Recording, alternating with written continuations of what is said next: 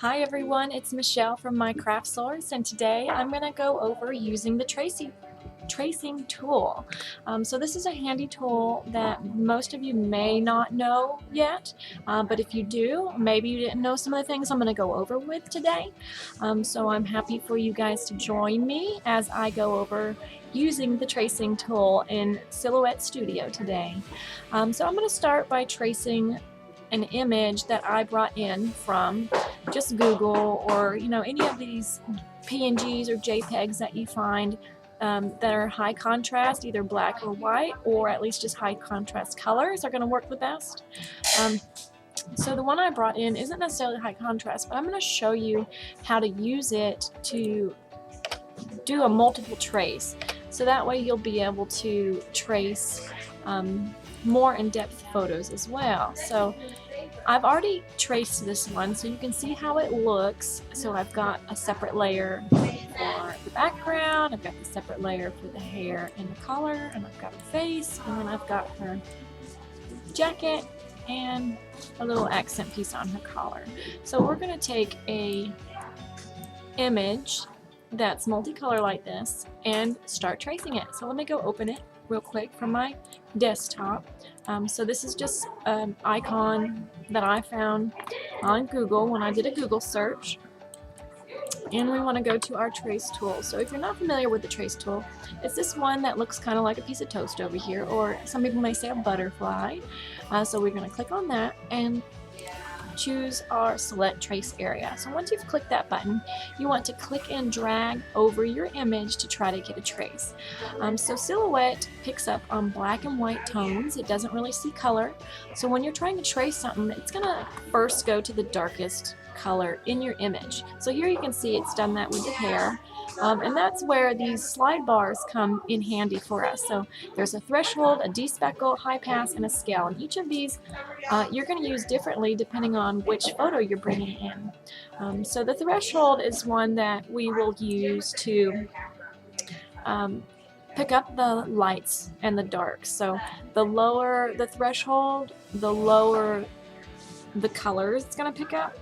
For the the lower the threshold, the darker colors it's going to pick up on. The higher the threshold, the lighter the colors it's going to pick on. So you can see as I pull it up higher, it's going to go to some of them lighter colors. So that's something you would adjust to try to pick up the different levels of color you want to use. The despeckle just kind of removes some of that pixelation that you might get from enlarging a photo. And then there's the high pass. So the high pass, most of the time, I leave it off. When it's off, it traces your image from the inside out. When you have it on, your image tends to get traced from the outside in. Let's see if I can get you an example there. Yeah. So you can see it's doing the outside borders, and then it traces in. So sometimes that can be handy. Like here, you can see it's kind of tracing every little shape for us, which, I mean, this would do pretty good if we went ahead and traced it, because then you'd have everything individually outlined. Then you wouldn't have to go and do it the way I'm about to show you. So let me trace this, and I'll put this to the side so you can see how that looks for later, and then I'm going to show you the technique that I'm about to use. Let me go ahead and reselect everything so we can look at those buttons again. So the last button slider is the scale bar. The smaller the scale, the smaller pixels it's going to grab. The larger the scale, the larger pixels it's going to grab. So the larger the pixels, the more choppy it looks. So you can see here it's got this sort of jagged edge, but whenever you bring the scale down lower, it'll be smaller pixels that it's grabbing, if that makes sense. Okay, so the first step I want to do is I want to go ahead and grab her hair. So you can see here it's already tracing her hair pretty good. I'm just going to try to get rid of these speckles here by sliding that threshold bar down a little bit. And here you can see it's only her hair selected. So I want to trace and detach that. So now I can click her hair and drag it away. So that is one of our cut lines that we're going to be using. So then I just want to do the same thing over again for each of the colors I see in my image. Since it is darker, it is better to work from your darkest color to your lightest color, and that'll help with tracing. So here I want to try to drag out as much of that background. I want to not include any of that. That way whenever it traces, it gets mostly just this collar. So let's see if I can get that chin out and her skin, the rest of her skin over there.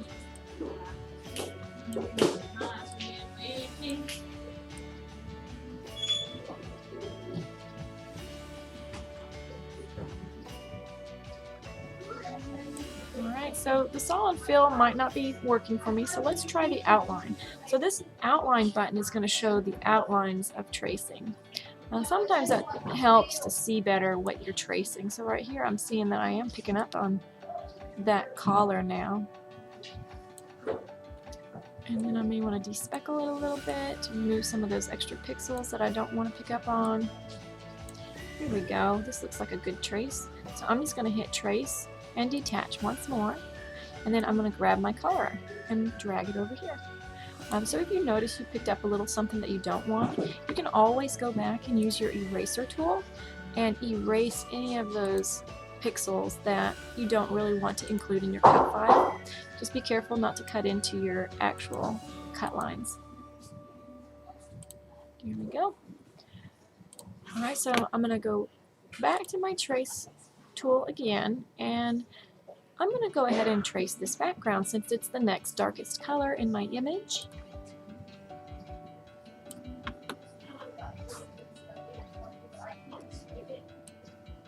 There we go. So if it picks up on some of these other lines, that's fine because we can delete those out later. So let's hit trace and detach.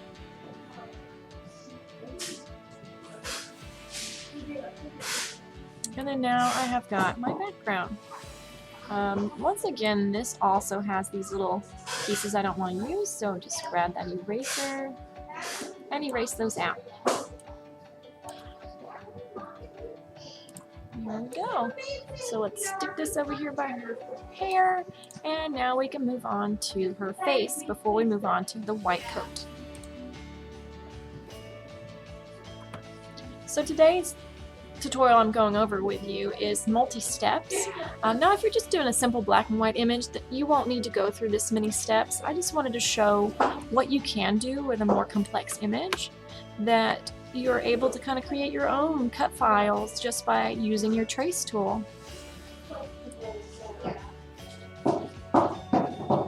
Okay, so this looks like it's tracing pretty good. Turn my scale down a little bit.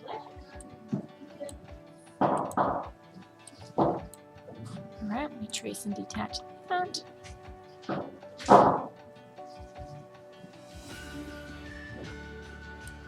here we have her face. And then next we're going to move on to her coat. So the coat I save for last because it's white, and white is a little harder to pick up on whenever you have those darker colors in here.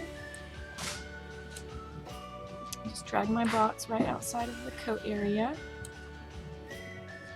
And then we're going to play with our threshold slider again. We want to try to include, see where that circle is down there? We want to try to include this so that way we have it white all the way inside here. So I'm just going to hit trace and detach. And now we have our white coat. So let me go ahead and delete this background and all those remnants that were left behind from us tracing. And then we can go and trace this once more and get this coat.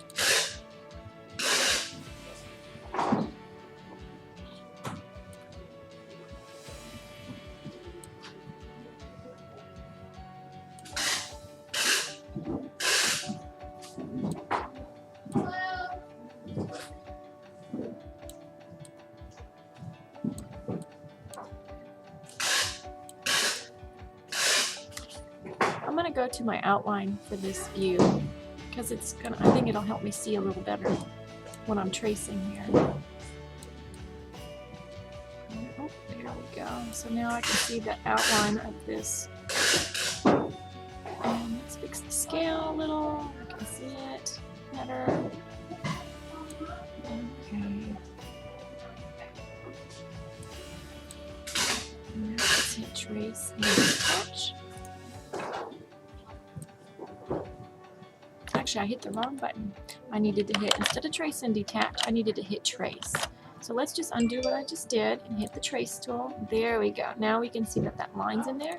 Then all I have to do is release my compound path. And once that's released,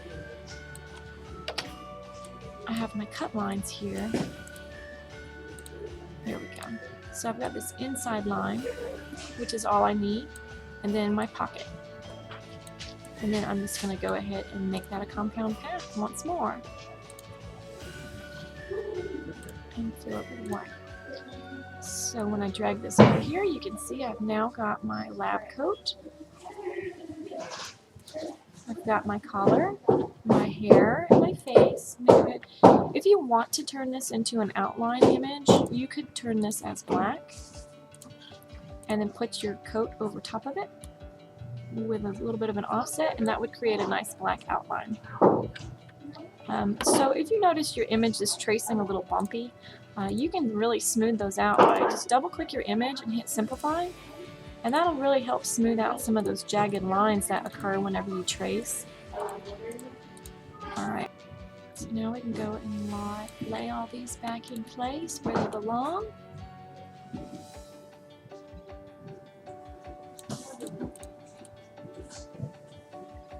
There we go. And so if you notice, you have like this white gap between it where whenever our borders were, the scale was, you know, smaller than our trace. You can also go and add an offset to those. So if we wanted to do an offset to her face so she had a black outline, just click it, go to your offset tool, and just make it nice and small.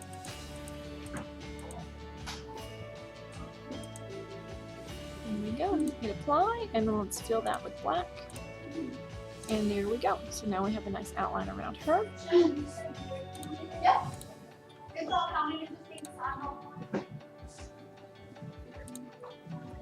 And when it cuts, it's not going to be having those fill pattern to it. So each of these is an individual shape. You can go and change each of the fill colors that you're going to be using.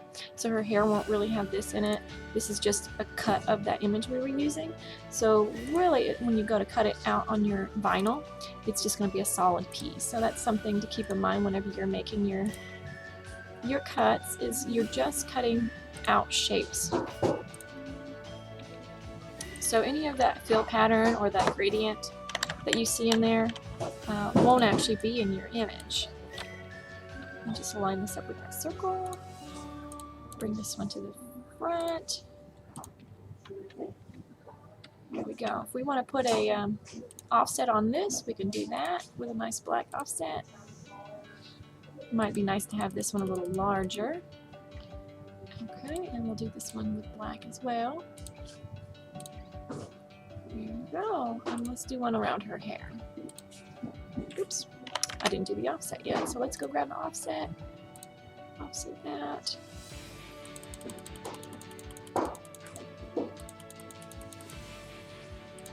And we're going to do that one black.